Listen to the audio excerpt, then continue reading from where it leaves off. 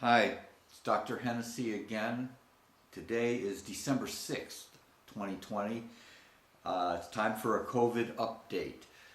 So, in the last, 9 months, there's been a lot of time and information that we've gotten about COVID that can, I think, give us some more information to draw a few conclusions. So, I'm going to kind of jump around here. I didn't really make an outline to make sure this was flowing perfectly.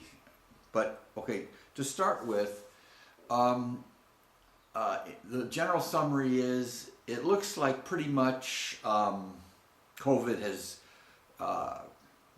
gone where it wanted to go and did what it wanted to do, and it doesn't really look like we had a huge impact on it by all our lockdowns and restrictions. I mean, that's the bottom line.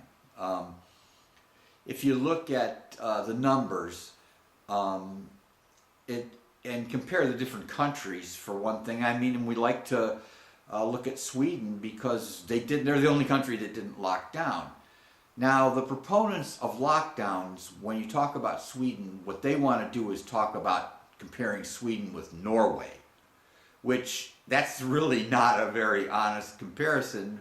Well, they say, well, Norway's right next door to Sweden. Shouldn't you compare Sweden to Norway?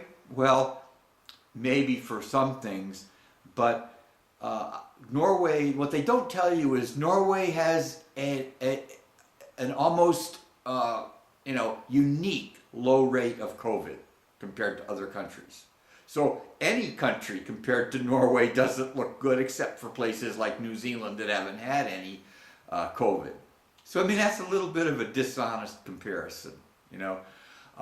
My guess is we do know now that at least serious COVID infections, they did identify one gene locus related to the ABO blood groups that was predictive of severe illness. I think common sense alone tells you that there's obviously some kind of genetic predisposition to serious illness for this, since there's such disparate outcomes depending on who gets it. So many people with no symptoms at all or mild, and some people severe and die. Other than the also obvious bad outcomes for very elderly and in long-term care facilities. Okay, that has become obvious. That's been obvious for a long time. So, if you look at Sweden and they never locked down. They don't have a mask mandate. Their COVID is certainly no worse than the other northern European countries. The UK, Germany, Denmark, Netherlands, actually, they do better than them. So I think really a sober conclusion would be it hasn't made any difference. The COVID seems to go where it wants to and kill who it wants to. We haven't been able to stop it. We've been locked down for 9 months and it's still doing the same thing. It comes in waves at certain times. I think that's become clear too, that it does appear to have started in this country, started in the Northeast, worked its way across, through the Midwest, south to the West, and now, probably not surprisingly, it's worked its way up through the center and north of the country, where it hasn't been before. It's just kind of wending its way through. And everywhere it goes, it does pretty much the same thing. Now, what I want to point out a few things. Okay, here's just a few numbers that I'm just going by CDC numbers, which even the CDC is not perfect, but it's probably the best that we have as far as numbers go. So I want to give a little context. Normally in the United States, we have 50 to 60,000 deaths a week from all causes. That's just an average number in the United States. Now, in this COVID epidemic, on April 11th, there were approximately 23,000 excess deaths that week. I mean, that can only be attributed to COVID. April 11th, it had dropped to 19,000 excess deaths a week. By June 13, 4,000 excess deaths a week. And then when the West Coast wave, the Southwest wave came through, it bumped back up August 1st to 13,000 excess deaths a week. And then had dropped back down October 3rd to 5,000 excess deaths a week. And now, with the winter wave on November 14th, back up to 7,000 excess deaths a week. And of course now it's flu season. So that's going to confound the tabulations just because of the rules. And so if somebody's got influenza and COVID, which death are they going to count it? Because the CDC, has their pet diseases that they like to have the numbers bigger on, and one of them is influenza. So we'll see how those deaths count. But the bottom line is it's coming through, and just looking at it soberly, it doesn't look like we've really affected it. And why is that? Why haven't we affected it? My highest suspicion is because we haven't done the right things. That would be my guess. Okay, one of the things that I think is very interesting are the mask mandates. We're being told wear a mask, save lives. And there's absolutely no evidence for that. And for anyone out there following and reading the studies and what's been done, we all know where the mask mandate has come from. So I'm just going to point out a few details about this. I may have done this before, but first of all, where essentially the mask mandate came from was the hypothesis that people were exhaling COVID. Asymptomatic and pre-symptomatic people were exhaling COVID in their exhaled breath. Okay, that's the hypothesis. So immediately, and where that came from was there were some few small studies, family cohorts, where they could pretty well demonstrate that the infections had to be transmitted in the pre-symptomatic period. And that's all well and good. Yeah, that's solid. Those numbers were solid, except then we made the leap of faith that it had to come from the exhaled breath. But aren't family members touching all the same things in their households too? It couldn't have come from fomite transmission from touching things. How did they figure that out? There isn't any. It's just a conclusion that they drew. And the other thing is the documentation of quote unquote shedding of virus or viral RNA by asymptomatic people. So you're thinking, oh, shedding, that must be just pouring out of these people. They're shedding it. But you have to read into, well, what is the definition of shedding? What is the scientific definition of shedding? Well, shedding, it turns out, is defined by obtaining the RNA on a nasopharyngeal swab. For anybody who doesn't know what that is, a nasopharyngeal swab is a swab they stick right back through your nose to the back of your throat and swab around. Anybody who's ever had a nasopharyngeal swab done on them is not going to forget what that is. Okay, so that's translated that somehow that's evidence that people are exhaling virus. But really? Because you're able to go back to the back of someone's throat and swab some RNA off of there. Now all of a sudden we have a leap of faith that it's coming out into the environment. Oh, it has to. Does it? Really? Does it have to? That's a leap of faith. And, I'm just sitting there going, aren't we scientists? Don't we have ways to test hypotheses? And sure we do. I mean, they must say, well, we don't have the ability to actually check exhaled breath. Yes, we do. Yes, we do. We can check people's exhaled breath. It's perfectly possible to do a study and just check people's exhaled breath to see what's in it. The statisticians, the egghead statisticians could come up with the number of subjects that would need to be studied to, properly power the study to make it statistically valid.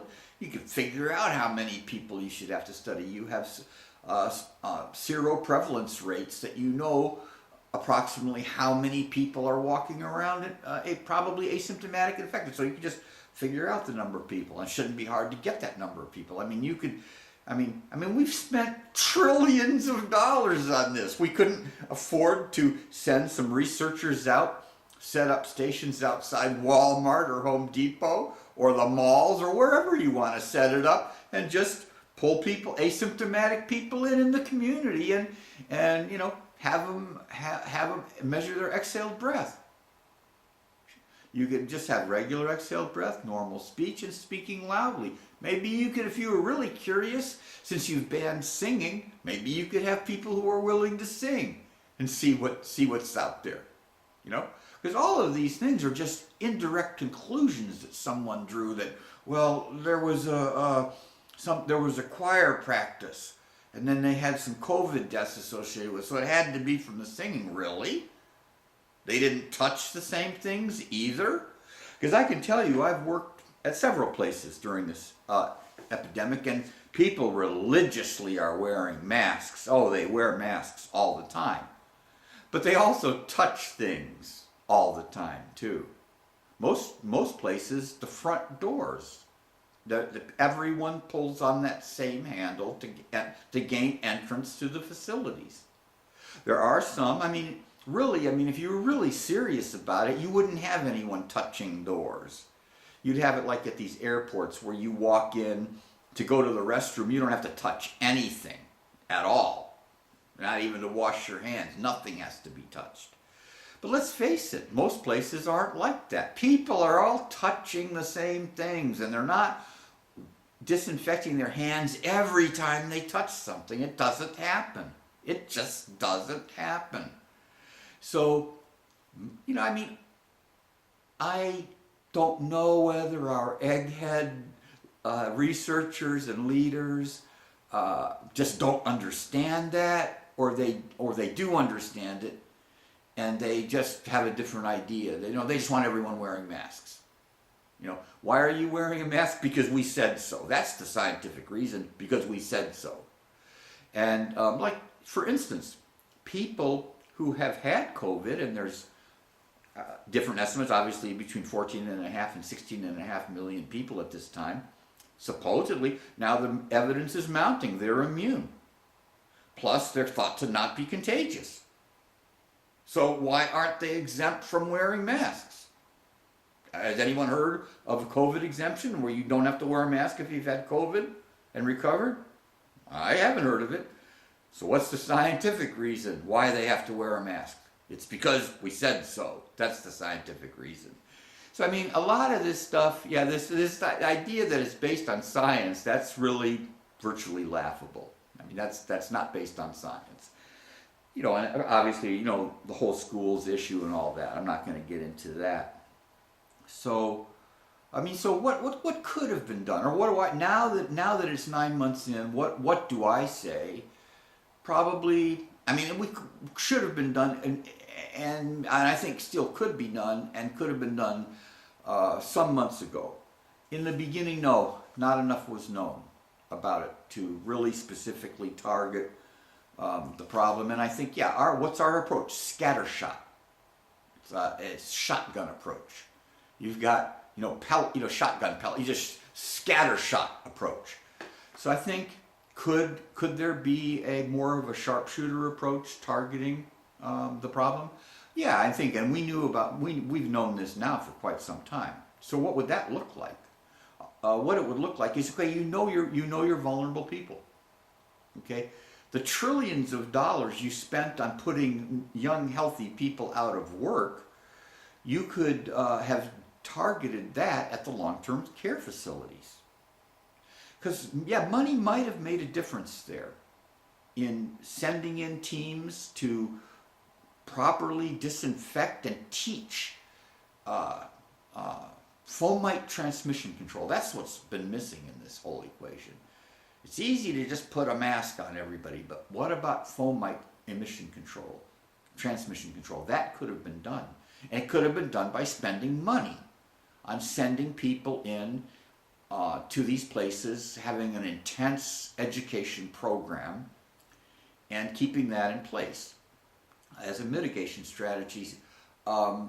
That might have been able to actually prevent some deaths. Also, for people say, okay, well, yeah, but my Aunt Susie's 86 with comorbidities, but she's at home. That's right. So that's why families could do the same thing. You know, people with those susceptibility factors could individually be protected at home. That's where you need to erect the barrier, not out, you know, making sure everybody wears a mask at Walmart. That's not doing anything. That's pretty obvious. So, and also other ways I would have spent the money. Yeah, for the long-term care facility workers. Make sure that they had all the proper PPE education, but if they got sick and had to go through quarantine, they should have got pay. They probably should have got hazard pay for working in those places too. They could have given them whatever % increase in pay. You know, that's where the money should have gone. And so that would have, and that was known, actually, in retrospect, it was known from the very initial outbreak in the nursing home in Seattle. Pretty much, you could have gleaned that information from that, but I wouldn't say I'd expect them to have done that, because it was only one facility, and yeah, so I wouldn't say that was sufficiently known then.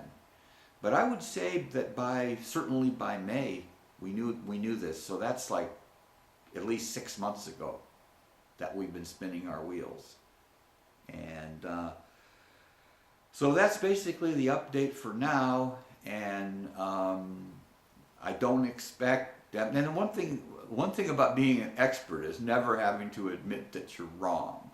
I mean, I took a screenshot of the Riverside County, California predictions in April, which would predicted, you know, basically the number of deaths that finally accumulated by December.